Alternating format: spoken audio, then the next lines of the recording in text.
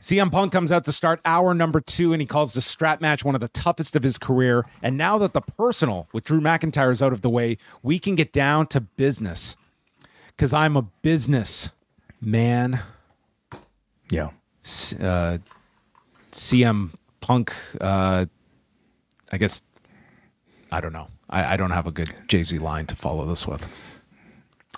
Who is it that used the 99 Problems line recently? Jay-Z. No, in wrestling. I know. You're right. It was Claudio. Claudio did. Okay. Well, with Okada. I guess we're making the rounds. Yeah. He's not here to make friends. He's here to make money, and compares it to Patrick Waugh. He'll take his money in gold. A lot of pandering on this show.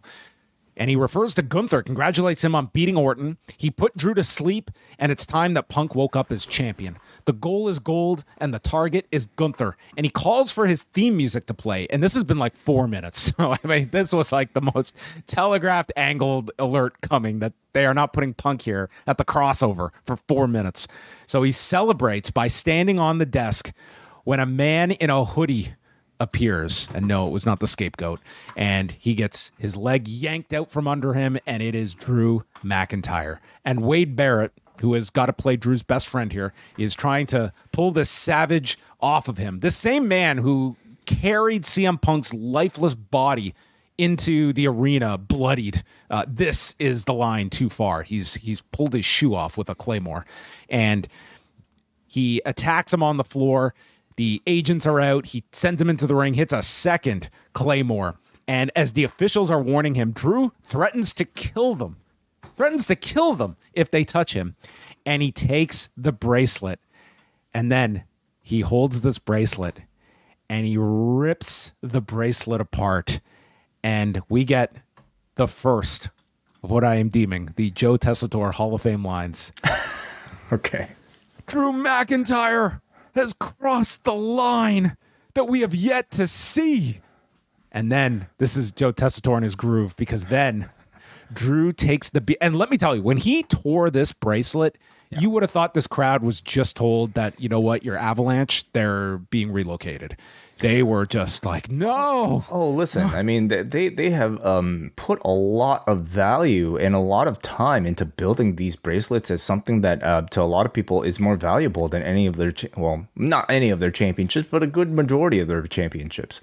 So to see it broken like this, I mean, that's like, you know, seeing Thor's hammer being smashed. I know a lot of people hate this bracelet deal, but this reaction, and as I said at SummerSlam, when Punk finally got that from in the Anaconda Vice and grabbed it, like, dude, this crowd, like, they react emotionally to this bracelet. So don't tell me it like no one cares about it, because these reactions say the opposite.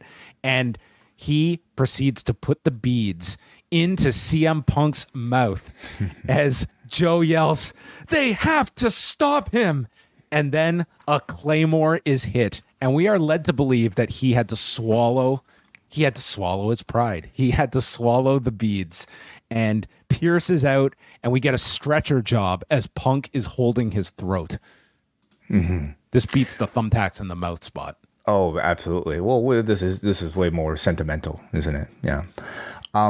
I thought this was a great angle here. You know, it was a beat down. Thank you. First, I think, you know, they did a great job of establishing Punk's next goal, and that's to face Gunther for the championship. They kind of made us all want to see it, and then they had Drew come back to take it away, just to be able to refurther to gain his heat back, to, you know, take us to a third match between them. So I thought that was really well done.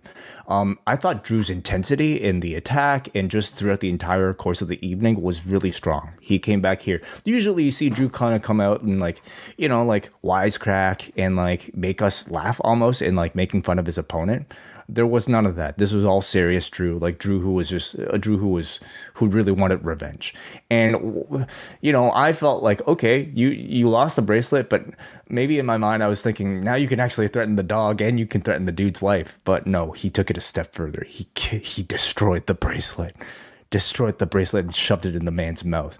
It's great because at this point, we've gotten our use out of the bracelet. We've gotten the value out of it. Destroy it, so that the pain of losing this bracelet becomes permanent and it's not something CM Punk can rescue back. You know, how great is that to gain your heat back? So Punk, maybe they'll pump his stomach and all the beads will come out and all he's lost is a string. But do we know that every bead, it's not about the beads. Now it truly is not about the beads, okay? It's about the, whatever. Sir, we got Larry, we got AJ, but the heart is, I'm sorry. It's going to have to come out the back door at some point. Maybe what he should have done is he should have made Punk eat it and he should have thrown the rest of the beads out into the crowd so they're lost forever. All those Dragon Balls. They'd pick up those beads and return them to Punk. Sure, yeah. But I thought this was good and established the right vibe that you would want ahead of a Hell in a Cell. I think you needed something extreme because it was pretty extreme what they did to Drew on Saturday. Like that was a pretty definitive end with the GTSs and like it was a solid win for Punk, but you still have I think you had to go with a big angle here to justify a third match because I think that I think certainly people are interested enough to see this one continue. I don't think they're groaning at another month of this program. And you are already starting to, dangle like the Gunther idea out there for people as an eventuality for Punk at some point. And when that eventuality is, I mean, I guess at this point it could be Survivor Series. There's enough time for us to get there. Punk or he could lose this match to Drew and it's the Rumble that sets Punk up to try and get that title match. That seems like a good Mania match to me, Gunther versus Punk. If you're picking your top 2 stars on the Raw side of things, yeah, like it could be. And this tonight would have just been their sort of first step at introducing that. Yeah. If you like this video, consider joining our Patreon, the Post Wrestling Cafe. Multiple bonus podcasts every week, ad-free shows, and access to our full archive. Otherwise, a like and subscribe is much appreciated. Thank you for watching.